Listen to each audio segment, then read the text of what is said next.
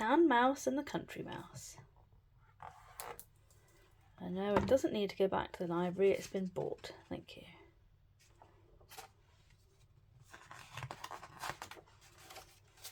Town Mouse, Country Mouse.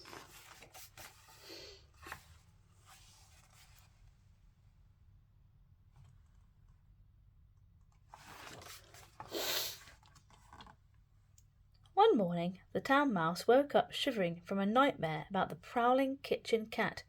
"I need a holiday," he said to his wife. "Let me take you to see the countryside where I was born. Life is quiet and peaceful there, and nothing can match the taste of wild blackberries."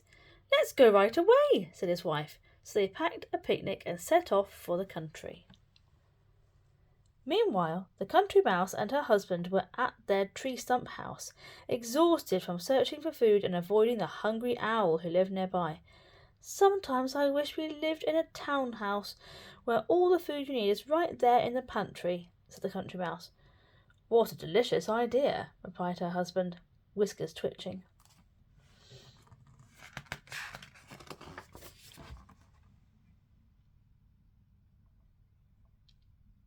When the Town Mice got to the country, they spread out their picnic right outside the Country Mouse's house.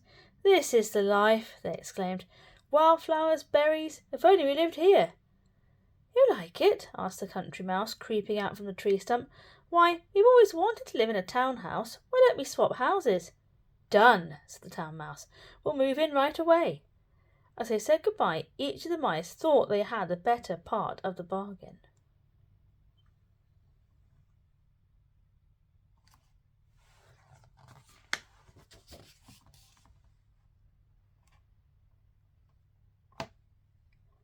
It was dark when the Country Mice arrived in town and found the house. They tiptoed inside and wandered into the sewing room. There they found what they thought was a sumptuous bed and fell sound asleep. But early the next morning a loud clanging woke them.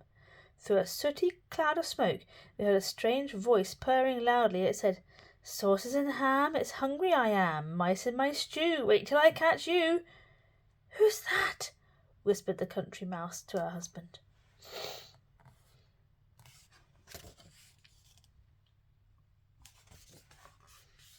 Don't know who it is yet.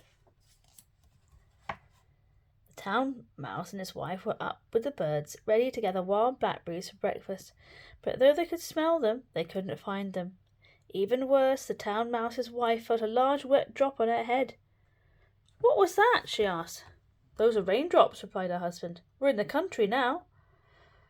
Lightning lit up the sky and rain poured down as the two mice ran wildly for their new tree stump home.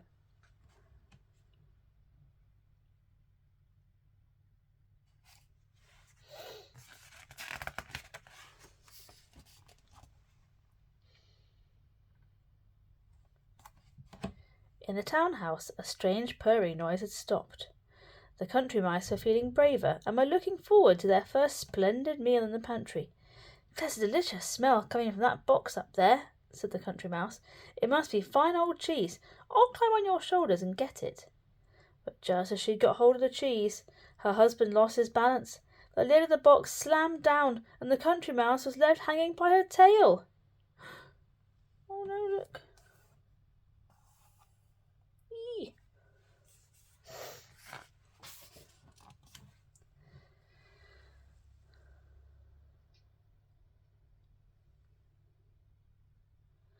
Back in the country, the Town Mouse had changed into dry clothes. He was very proud of his bright red jacket. "It's so colourful and eye-catching," he said to his wife. "Just the thing for a stroll in the forest." But the Town Mouse's coat was so bright that it caught the eyes of a curious black bird. And if his wife hadn't caught his foot, he would have been carried off. She got him? Gosh.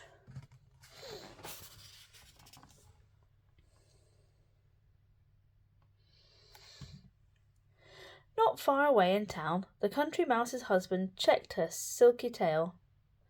"Nothing broken," he said, but he saw how sad and discouraged she was. "I knew something that would cheer us up," he told her. He had spied a small window above the pantry shelves. When he rubbed away the soot, they looked out at a piece of blue sky.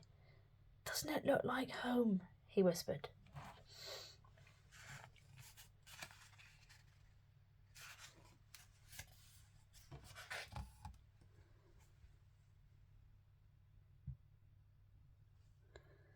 The town mice were recovering from the awful black bird scare. "I thought I'd lost you forever," murmured the town mouse's wife. They looked around. How still and peaceful it was now. The sun had come out and everything was glistening and green.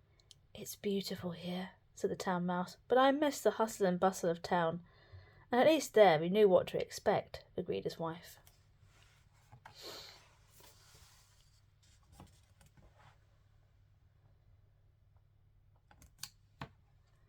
The country mice soon learned that the town house had its own dangers. They discovered a tasty morsel of blue cheese sitting on a board.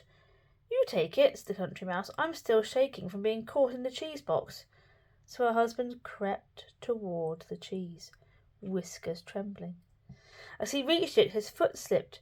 He heard a whoosh, followed by an enormous snap, and he was thrown across the room. He landed on a warm bundle of something soft and furry.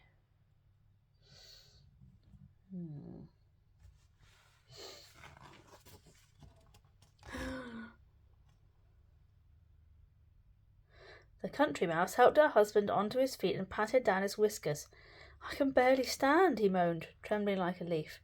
But the bundle on which he had landed was tipping and turning. It was alive! 2 green eyes snapped open. "Run!" cried the country mouse. "It's an owl with teeth!" It might be a cat.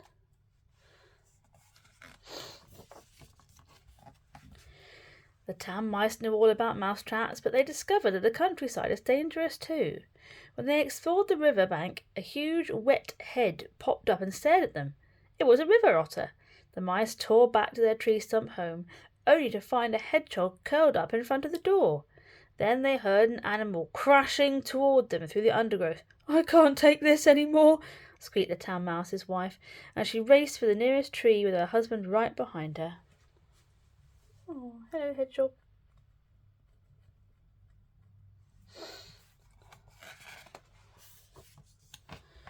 From the tree they could see the town lights come on as the sun went down. "What shall we do?" the town mouse asked his wife. But before she could answer, she saw a pair of glowering eyes right beside them. They were face to face with the most terrifying creature of all. "A cat with wings!" shrieked the town mouse, and they ran down the tree and toward the town as fast as their legs could carry them.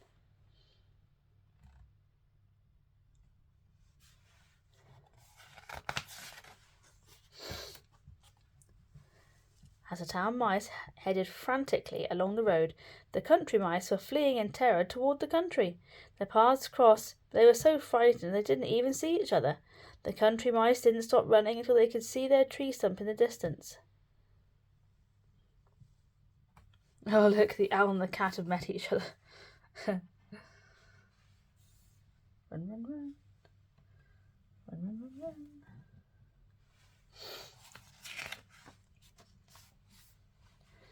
At last the town mice reached their town house. The musty smell of old wood and smoke from the kitchen seemed wonderful, and even the street sounds outside sounded friendly. "There's no place like home," sighed the town mouse, as he and his wife settled into a warm old slipper. "There's no place like home." On the roof of their cosy tree stump house, the country mouse and her husband looked up at the full moon shining down on them. They sighed happily. "We missed you," they said together.